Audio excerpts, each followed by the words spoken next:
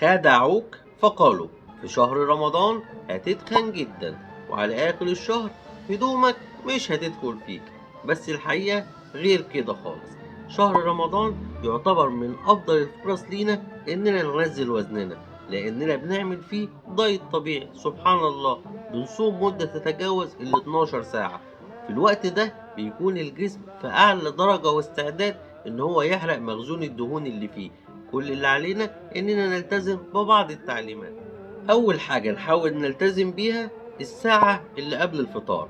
الساعة دي بيكون الجسم تقريبا زيرو اي تي بي، زيرو طاقة، مفيش فيه أي طاقة إن هو يعمل أي حاجة.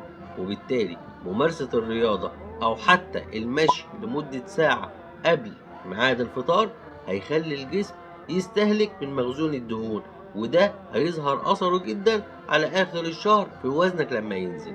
تاني حاجة، أول ما الأذان يدن نتجنب تماما إننا نفطر على عصير أو على بيبسي.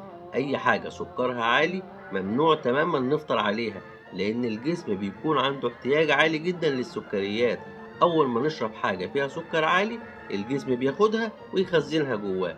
الأفضل إننا نفطر على سنة النبي عليه الصلاة والسلام، بتمر أو مية، أو تمر ومية مع بعض. دول ما بيدوش الجسم السكريات العالية. ثانيا نصلي، ناخد هدنة ونصلي المغرب، نرجع بعد كده نشرب شوية شوربة وناكل طبق سلطة، وبعدها نبدأ ندخل في البروتين. كل ده هيدي الجسم الفرصة إنه يستعد وما يمتصش السكريات بشكل أوفر.